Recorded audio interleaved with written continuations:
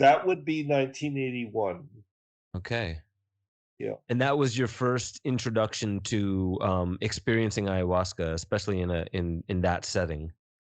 It was my first introduction to experience in ayahuasca. Yeah, in that setting or any other. Yeah, I see he's got the slides up here.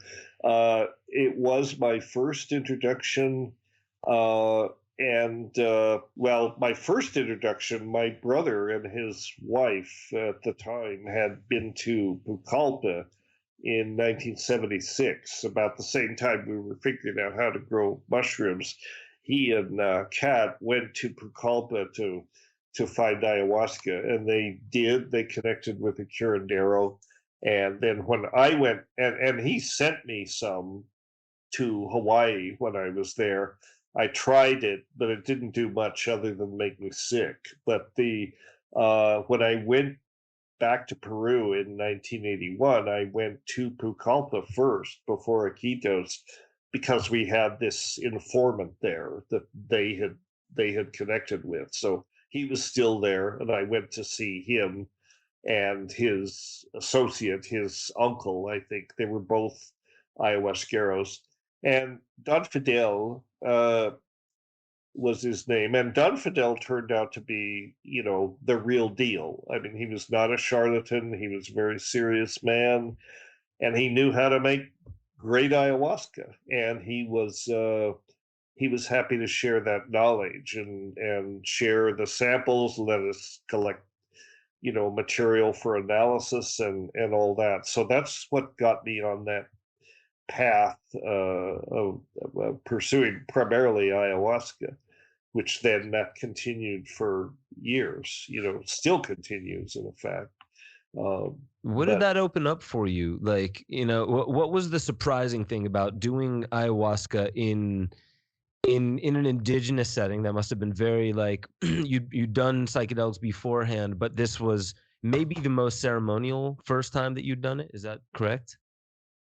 yes, that was the first time I'd really done it in a group setting, in a ceremonial setting, and it was well, it was an eye opener, because it made me aware of the ethnographic side of using ayahuasca, but it was not, he wasn't indigenous, he was a mestizo, and there are a lot of, but the mestizo ayahuasca tradition incorporates practices from many indigenous groups, right? It's a very syncretic thing, but so you get this amalgam of understandings, about what ayahuasca is, that is more or less a coherent system of ethno medicine, and but it's not like we experience it now often. I mean, there was no ayahuasca tourism to speak of.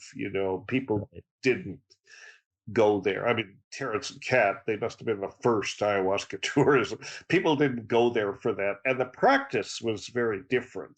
People, I mean, we would go to this man's hut, a very humble situation, and a few people would show up, all, rarely more than a dozen. I mean, that would have been a large number. I mean, usually 5 or 6 people would show up, and usually people would, they were there for a purpose. They were there for some treatment, that man would bring his mother in for, some, to have some treatment for something, that kind of thing. And it was always about healing, and they did use icaros and all that, but it wasn't these highly structured ceremonial settings that you got when ayahuasca tourism sort of became a thing. It was a very informal kind of a situation, and often, the in the usual situation, I mean, it was the ayahuasquero that took the ayahuasca, not the Right. people who came. They let us take ayahuasca. My friend, the graduate student who was with me, and me, because we expressed interest in it. We Mhm. wanted to take it, and he said, "Sure, you want to take it, no problem."